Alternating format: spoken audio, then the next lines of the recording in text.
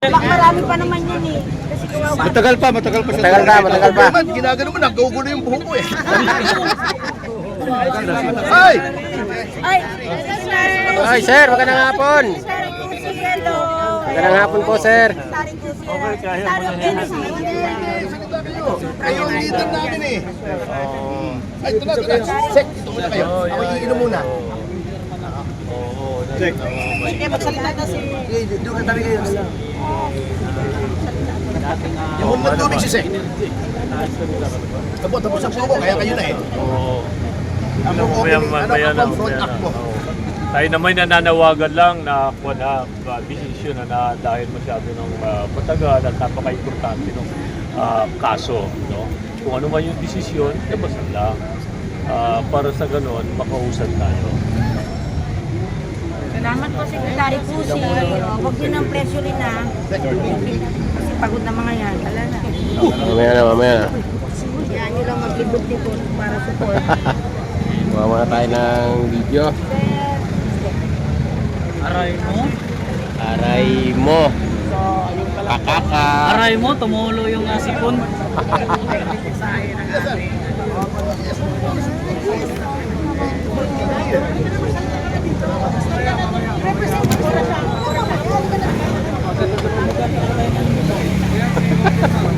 Meron pang parating. Ito yung founder ng DRT, Rototy Riders Nationwide. Si Sir Jose Este Parini. Hinati yung karagatan. Kung ano gusto niyang itanong niyo sa kanya.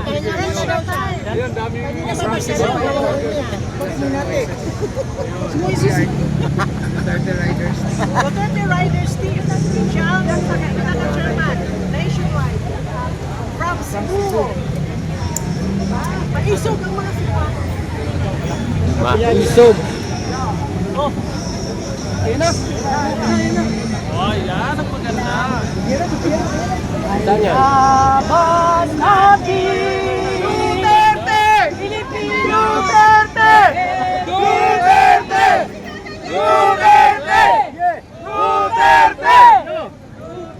Yeah. Nahinto yung iba, bakit ko sa tayo gusto isigaw ah?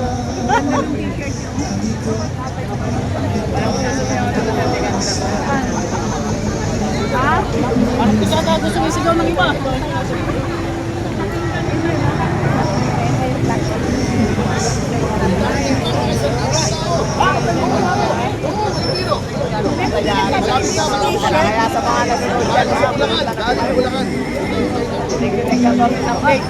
May taga Bulacan pa. Ayan po si Atty. Topacio. No, yung ating pinakamatapang na mamamayan ng Pilipinas. Atty. Topacio. Palaban yan, guys. Akala nyo ba kahit gaganyan-ganyan yan si Atty. Topacio? Oo.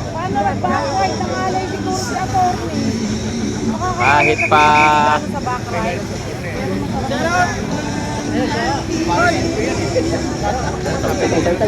Tawi. Huwag natin tayo si Atty. Topacio. Okay. So, hinihintay lang po namin din mag-uusap. Sir, mic mo. Sir Jun, mic mo. Nandiyan si Chairman Pusi ha? Bon? Tawagan niyo na sa pilihan. May reporter kayo? Kaya nga po kami nandito upang magalang na ito sa mga senado na 1 year na nga po. Sabi nyo, tekinin na pwede lang na desisyonan one way or the other. Wala po kami dinidemand dito na kumampin, Duterte. Ngunit ang amin na po ay magdesisyonan para hindi na po tayo nasa legal limbo at kung ano man ang desisyon ay makabuko na po ang sa nagsabi po natin kinaharap na mga suliranin. Pumatong pa doon sa issue of corruption, yung gera sa Middle East na Ma'am.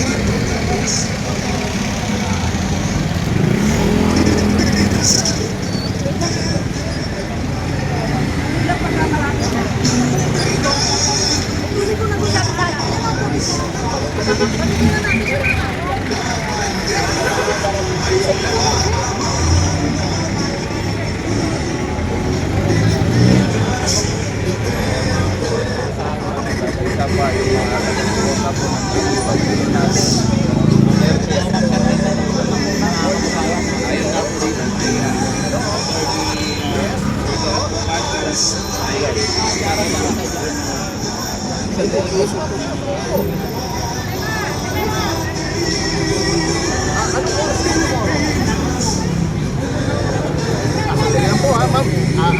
I call you back in 10 minutes. Medyo nasa gitna kami ng rally dito sa harap ng Supreme Court. So, picture tayo kay Atty. Topacio. Sa lubuyang tulungan ko. Oo, hindi. Sige. Pasensya na. Maniwala eh. Siya tayo pa-picture. Oo naman!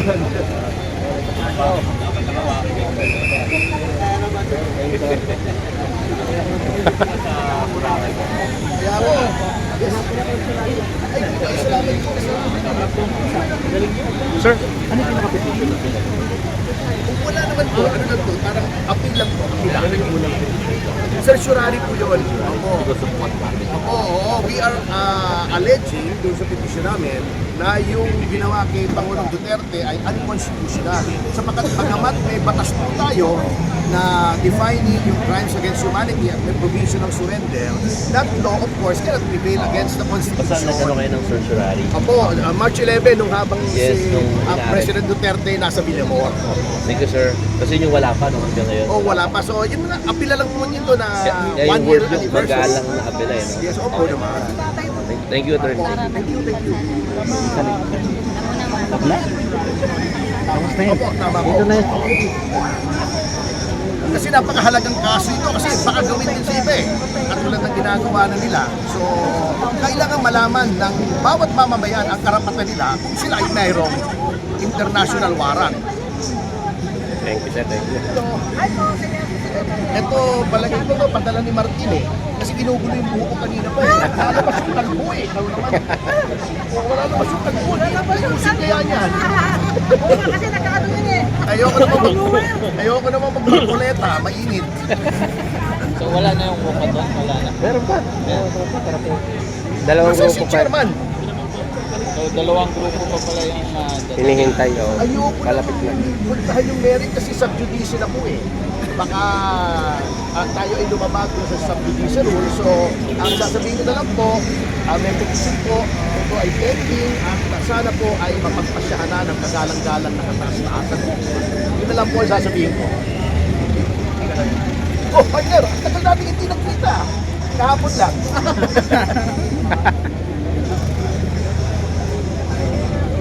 Ito, walang... Kayo din ba yung nagtulakan doon sa embassy? Hindi naman. Sino ba yung nandito yung nagtulakan sa embassy? May nasaktan pang pulis woman doon eh. Yung nandito si Sara Elago. Mga war freak talaga yun. Kami wala kayong problema sa amin.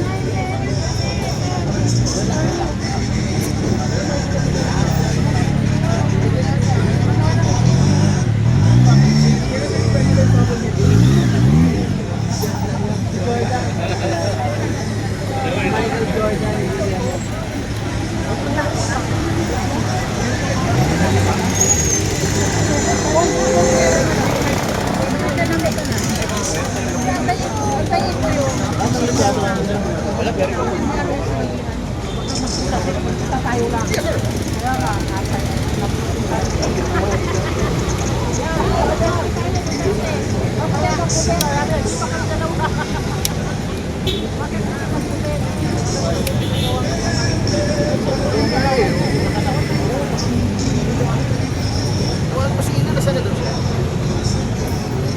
Ina naman, laging late eh.